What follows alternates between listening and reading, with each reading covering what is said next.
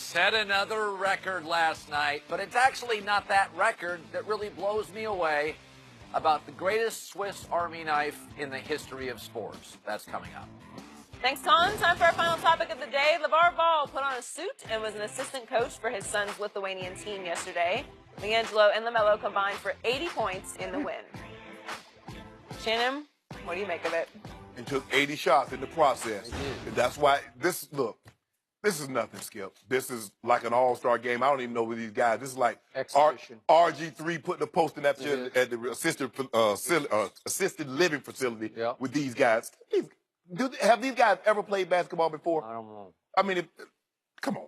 That's nothing. You know what? I do believe, though, that no coach will ever get more out of the three-ball Suns the way LeVar does. Right. They really respond to him. I believe that LeVar could coach Lonzo better than Luke Walton, but is he ever going to be a Laker coach? No, he's not. No. So in the end, he's just going to have to, Lonzo's going to have to accept the fact that his father is never going to coach him again. Well, Skip, I mean, if my dad was going to coach me and let me do whatever I want, I can shoot as many times as I want, I'm going to look good. Because if I shoot 40 times, even if I just make 40%, I'm going to average 30 points a game.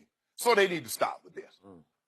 LaMelo looks good. 147 to 142. Is this an NBA All-Star game right here? That's it for us. We'll be back tomorrow at 9:30 Eastern. Right now, Colin Cowherd tells you why everyone is missing the point when it comes to LeBron. The Herd starts now. LeBron to go. This is The Herd.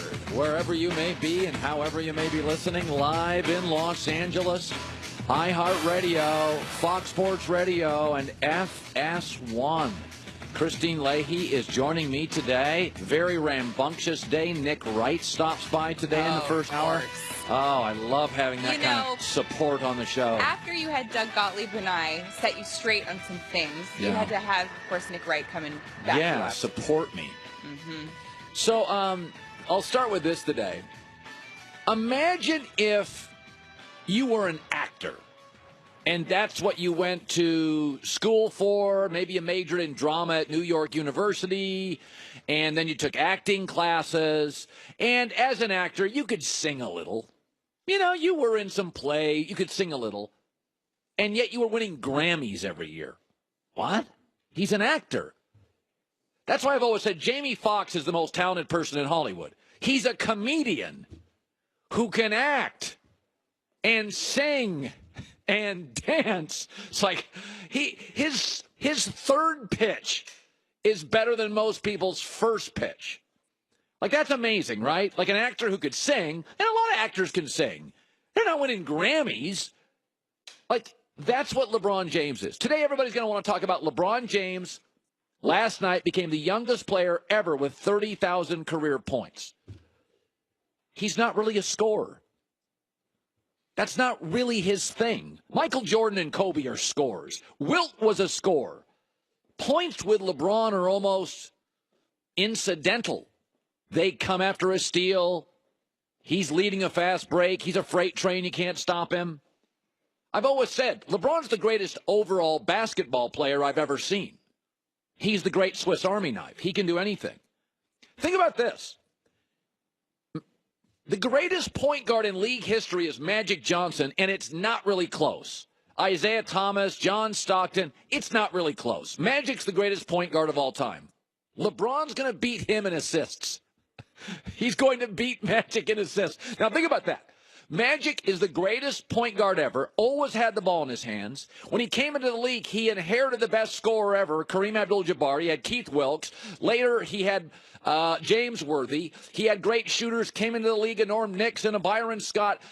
Magic Johnson played for the best team and had a multitude of scorers, so his great passes would land in a great scorer's hand, and he would get an assist. LeBron's first 7 years in the league, he didn't have a go-to number two, Zydrunas Ilgauskas, and he's going to beat Magic in assists. And by the way, the best number twos he's ever had, Dwayne Wade, not really a great shooter, and Kyrie Irving, who left him. I mean, that's amazing. Everybody wants to talk points today. LeBron James is the actor who can sing and ends up beating all the singers in the Grammys. in three-pointers. He's not even really a shooter. He's going to finish top 15 ever. Steals, he's going to beat guards like Iverson, Isaiah, and Kobe.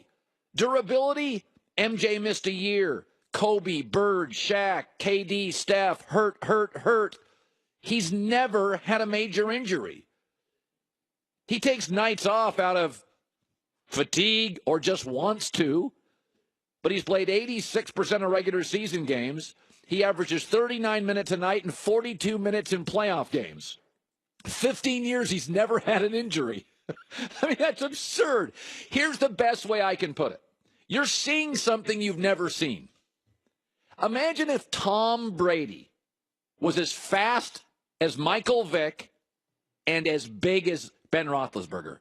That's what LeBron is. What if Brady was as big as Big Ben and as accurate as Tom and could run like Russell Wilson, run like Michael Vick? That's LeBron. He's going to beat Magic in assists. In his first 7 years in the league, he was passing to Zydrunas Ilgauskas. Magic had Jabbar, Wilkes, Worthy, Byron Scott, Norm Nixon. I mean, that is unbelievable. Steve Kerr was once laughing about all these comparisons because, you know, all the old-timers talk about the good old days. Remember what Steve Kerr said one time? And he was just kind of rolling his eyes at, you know, the people that are always like, oh, it was better in my day. And you know, back in the 40s, 50s, 60s, 70s, 80s, everybody was tougher. And Steve Kerr said, you know, that's actually very funny. Steve Kerr here talking about his stars, LeBron, and the current NBA players. As time goes on, and players are less talented than they used to be. The guys in the 50s would have destroyed everybody. It's weird how human evolution is sort of like goes in reverse in sports. You know, players get weaker, smaller, less skilled. I can't explain it. Of course, nobody can. He was being sarcastic. Folks, in the 1920s, you ever seen footage of boxers? This is how they fought. Stop looking in the rearview mirror. Fighters today are better. Bob Cousy was the best point guard in the 50s, 60s. He couldn't dribble with his left hand. He once had a commercial for cigarettes. You ever seen the Four Horsemen, Notre Dame's backfield? They don't start from modern day here in California high school football. You've never seen anything like this. People want to talk points today. He's going to beat Magic in assists. If you're an actor and you're winning Grammys, like, you're just at a different level than everybody else, ever. All right, I thought I'd talk about this morning. It is interesting what is happening. I'm finding this really interesting. Is that we know relatability is like an important thing, right? You want to be relatable because most people live, you know, kind of ordinary lives. And I've told this story before. Years ago, like 15 years ago, Oprah Winfrey lost some weight. She went in a diet, and she lost some weight. And her audience didn't like it. Her numbers went down. She was no longer like us. She was rich and getting thin. And Oprah's Q score and ratings went down. This happened to Jonah Hill in Hollywood. He was funny. Then he lost a bunch of weight. And we didn't think he was as funny anymore. We kind of liked laughing with him and sometimes at him. Relatability is a real thing. It's funny right now, so many people just want to see Tom Brady leave the game. Come on, you're 40. We heard your wife. It's time to go. Enough already. I'm bored. I hear that a lot about Brady. It's boring. It's time. Concussions and stuff. I heard your wife. Peyton Manning was 39 years old. Tom's 40. Peyton Manning was falling apart physically. In his last year, he was absolutely awful. So bad he was benched for Brock Osweiler. He had a fourth neck surgery. Some people said it was dangerous to play. Doctors said that, not drunks at a bar. Doctors said, you may not want to play. One bad hit, I remember announcers saying, he may not walk again. When the weather was under 40 degrees in Denver, his right fingers went numb. But we were outraged when he was benched. Come on, Peyton Manning, you can't bench. Nobody was pushing him out the door except John Elway. Tom Brady's the MVP of the league. He's 40. And the narrative is, for a guy that hasn't had a surgery in 9 years or an injury, I mean, this is boring. You know why? Because Peyton Manning's brand is relatable. I eat Oreos, pizzas, chicken parm subs. I drive a mid-sized sedan. Yeah. He comes down to you. Tom Brady, I wear kale pajamas. I'm aspirational. I don't drink alcohol. In fact, I'm completely disciplined in my consumption. We're not rooting for him. Isn't it amazing that Peyton Manning was atrocious, benched for Brock Osweiler as last year, was on his 4th surgery in his neck, and doctors were concerned if he took one more hit, it could give him some paralyzation. When it got under 40 degrees in Denver, his right index finger went numb. And you wanted more and more and more. You were outraged when they benched him for Brock. Nobody was pushing him out the door because you're related to him. He was Oprah before the diet and Jonah Hill when he had a few more pounds on. He was relatable. Tom's not. Peyton Manning's brand, I'm common. Tom's, I'm uncommon. It's funny when I hear about Brady and he's boring. I never heard Peyton Manning was boring. I never heard winning for Peyton was boring. Drew Brees is 39. Nobody's pushing him out the door because Tom's brand isn't going down to you. He's asking you to rise to him, and that's not really relatable. Relatable is Oreos and chicken parm sandwiches and an insurance that can cover your car in a mid-sized sedan. I can't get enough of, at 39, an awful quarterback.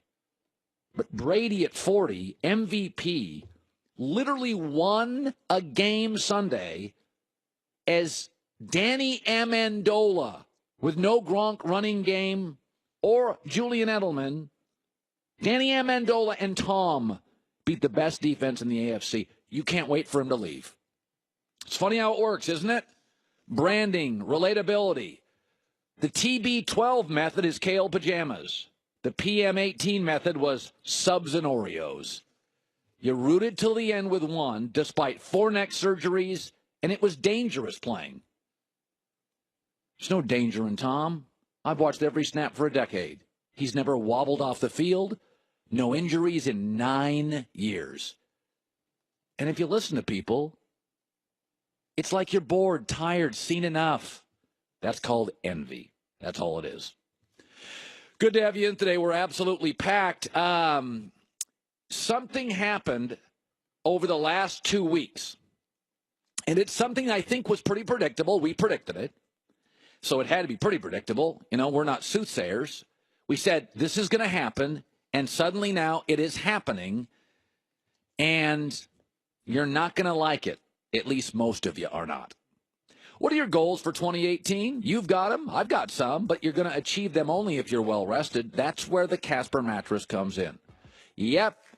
Unique combination of foams, right pressure relief and comfort, breathable material, built to last for years.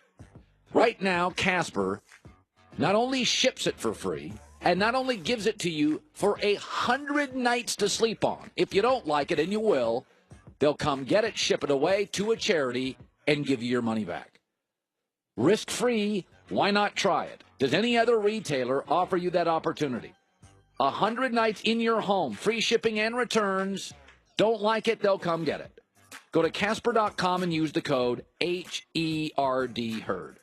Terms and conditions apply. The code saves you $50 on the purchase of select mattresses. Casper.com. Code HERD. What'd you do?